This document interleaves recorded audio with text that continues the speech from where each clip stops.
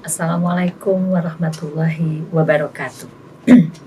Alhamdulillah wa syukurillah wa salawatu ala sayyidina habibina Muhammad wa ala alihi wa sahbihi wa mawalah la haula wa la quwata illa billah.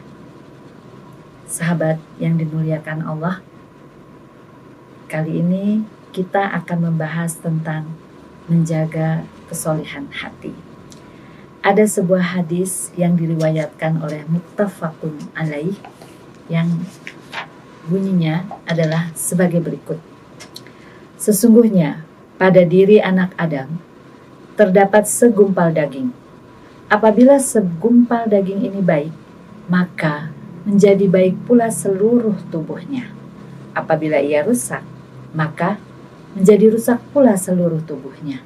Ketahuilah sesungguhnya segumpal daging itu adalah hati. Hadis ini tentu saja sangat familiar dan sudah sangat sering kita dengar.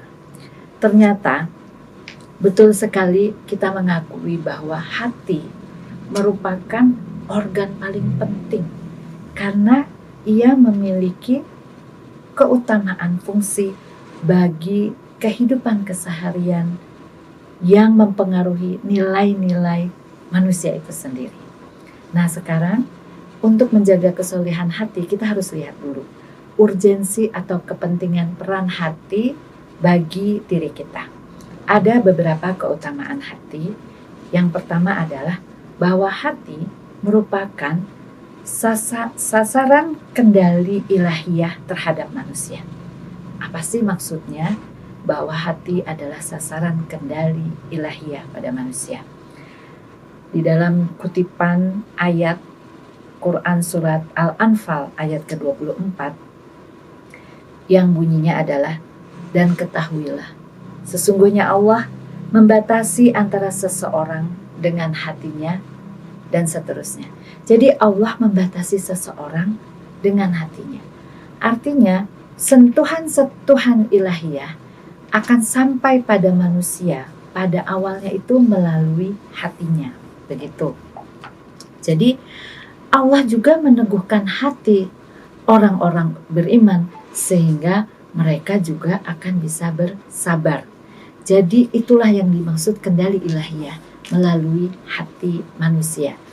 Itu keutamaan yang pertama. Kemudian keutamaan yang kedua bahwa hati adalah sandaran taklif diniyah. Apa yang dimaksud sandaran taklif diniyah? Taklif diniyah itu adalah pembebanan tugas-tugas keagamaan. Nah, disinilah ketika pembebanan tugas-tugas keagamaan itu sandarannya adalah hati. Kenapa?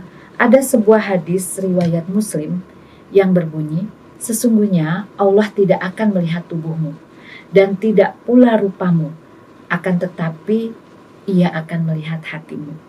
Jadi sesungguhnya yang dinilai oleh Allah bukan penampilan kita gitu ya, atau bahkan bukan status seorang manusia, bukan kehebatan perbuatannya, tetapi apa yang memotivasi perbuatan itu dan apa yang ada di balik itu yang ada di dalam hatinya gitu. Jadi ketika tugas-tugas keagamaan ia lakukan, ia melakukan sebagai tanggung jawabnya untuk melakukan tugas keagamaan itu, yang dilihat oleh Allah adalah bagaimana hatinya. Di dalam hati itulah ada niatnya, ada motivasinya, yang bagaimana itu merupakan sandaran taklif diniyah seperti yang dikemukakan sebagai salah satu keutamaan fungsi hati manusia. Yang berikutnya bahwa hati memiliki daya tarik yang dominan. Contoh ya, dalam beberapa hadis ketika ada seorang wanita Bani Israel masuk neraka gara-gara ia mengikat ya seekor kucing peliharaannya gak dikasih makan, diikat, tidak diberi makan, dan tidak dilepaskan, sehingga ia nggak bisa mendapatkan makanan ya kucing itu gitu. Dan gara-gara hal itu ia masuk neraka. Itu kan soal hati ya. Bagaimana seorang manusia mempunyai belas kasihan, peri kemanusiaan gitu ya, terhadap manusia lain maupun terhadap makhluk Allah yang lain. Ini contohnya kucing. Nah, ada lagi hadis riwayat Muslim juga, hadis riwayat Muslim ya, di mana Allah memberikan ampunan kepada seorang wanita pelacur yang ia melihat seekor anjing yang kehausan sampai menjulur-julurkan lidahnya. Maka wanita itu melepas sepatunya untuk menampung air dan memberi minum kepada anjing tersebut. Oleh sebab perbuatan itu, maka Allah memberikan ampunan gitu kepada wanita pelacur tersebut. Kenapa? Karena Allah melihat pada hati dari manusia. Kemudian keutamaan yang berikutnya adalah bahwa hati adalah kunci kebaikan. Ada sebuah hadis riwayat Bukhari, sesungguhnya di dalam jasad dapat segumpal daging ya, yang seperti tadi bunyinya di awal sudah dilihat. Jadi hati itu kunci kebaikan. Kalau si hati yang merupakan segumpal daging itu baik, seluruhnya akan baik. Kalau rusak, seluruhnya akan rusak. Maka disitulah kuncinya. Bagaimana seorang manusia memiliki hati. Ketika hatinya baik, maka ia akan menjadi manusia yang baik. Begitu pula sebaliknya. Nah, karena itu dari keempat hal tersebut sangat bisa kita gambarkan bahwa hati memang memiliki peranan yang sangat penting bagi perilaku, sikap, tindakan, amal perbuatan manusia. Karena itu Allah tidak melihat pada tampilan ya, performance kita, tetapi memang melihat kepada hati. Maka apalagi terlebih di bulan suci ini, kita akan meminta tolong kepada Allah bagaimana kita bisa mensucikan hati kita, gitu, menjaga kesolihan hati kita sehingga amal kita diterima oleh Allah Subhanahu wa Ta'ala di bulan yang penuh rahmat ini. Nah, karena itu kita harus mengupayakan berbagai hal yang bisa memperbaiki kualitas hati kita. Apa saja? Tentu juga ini mungkin sudah sering kita dengar, kita hanya perlu mengingatnya kembali, kita menegaskannya kembali, karena sesuatu yang diulang-ulang akan terus melekat dan mudah-mudahan Allah memberi kemudahan bagi kita untuk mengamalkannya. Untuk menjaga kesolihan hati kita ada beberapa perangkat. Yang pertama adalah berzikir kepada Allah. Kita tahu di Quran surat Ar-Ra'd, surat ke-13 ayat ke-28, bahwa dengan mengingat Allah maka hati akan menjadi tentram. Begitu artinya ya. Jadi ala bidzikrillah tatma'inul qulub gitu ya. Hanya dengan mengingat Allah lah hati menjadi tentram. Itu jadi zikir kepada Allah, ingat kepada Allah. Itu zikir itu bukan hanya pikir, tapi zikir, ingat. Mengingatnya itu dengan menggunakan hati, maka itu akan mendatangkan ketenangan gitu ya. Juga di sini ada dari hadis riwayat Bukhari, perumpamaan orang yang berzikir, yaitu yang menyebut dan mengingat. Jadi zikir itu juga mengandung makna selain menyebut, justru mengingat itu ya, menyebut dan mengingat Tuhannya.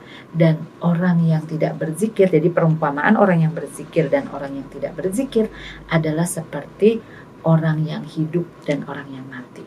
Jadi kalau orang yang berzikir itu perumpamanya adalah orang yang hidup. Sebaliknya, orang yang tidak berzikir itu adalah orang yang mati. Sehingga zikir merupakan salah satu perangkat kita untuk menjaga kesolihan hati kita. Lalu yang kedua, mengingat kematian.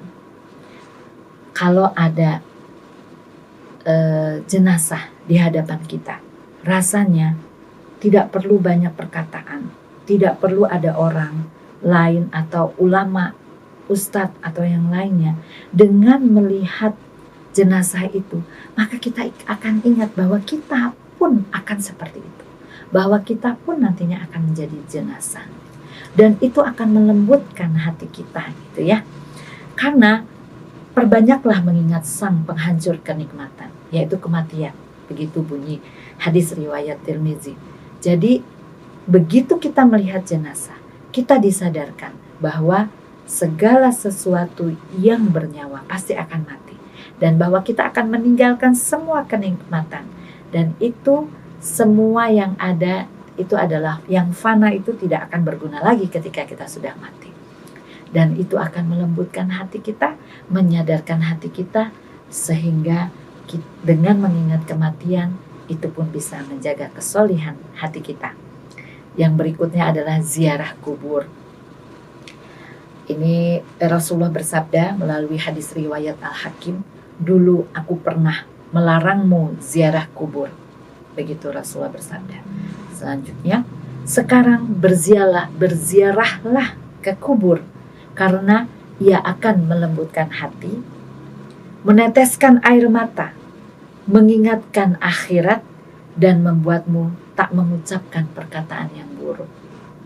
Ketika tadi kita mengingat kematian, apalagi tambah dilengkapi dengan ziarah kubur, maka yang kita ingat hanyalah segala sesuatu yang menyangkut kematian dan akibat kematian itu. Sehingga hati kita pun akan melembut dan berupaya memperbaiki hal-hal yang kurang serta bisa menjaga kesolihan kita. Kemudian berikutnya adalah mengunjungi orang-orang solih. Ya, salah satu obat hati ya, ada lagunya dan memang itu berasal dari sabda Rasulullah. Salah satu obat hati adalah mengunjungi orang-orang yang solih. Orang-orang yang solih memiliki energi kebaikan yang auranya bisa menularkan kepada kita apabila kita sering bergaul, sering mengunjungi orang-orang solih tersebut. Ini ada hadis riwayat Abu Daud, Rasulullah SAW bersabda, perumpamaan teman duduk yang solih itu seperti penjual minyak wangi. Jika ia tidak memberimu sebagian dari minyak wanginya, maka kamu sudah mendapatkan bau wangi darinya. Gitu. Jadi memang kalau kita dekat orang saleh, insya Allah kita akan kecipratan, gitu. Kecipratan berkah dari kesolihannya. Gitu. Dan itu sangat berguna sebagai obat hati kita. Karena orang soleh pasti banyak kebaikannya, dan kita akan bisa mengambil hikmah-hikmah kebaikan dari situ yang bisa dapat menjaga kesolihan hati kita. Terakhir adalah mengasihi orang miskin dan menyayangi anak yatim. Ini ada Rasulullah juga bersabda, apakah kamu ingin hatimu menjadi lembut dan dapat memenuhi hajatmu? Sayangilah anak yatim. Usaplah kepala mereka dan berikan kepada mereka sebagian dari makananmu. Niscaya hatimu akan menjadi lembut dan dapat memenuhi hajat. Jadi ketika kita melihat orang-orang yang lemah, orang-orang yang yatim ya, menyayangi mereka, kita merasakan kesulitan mereka, kedukaan mereka karena kehilangan orang yang dicintai ya, anak yatim itu.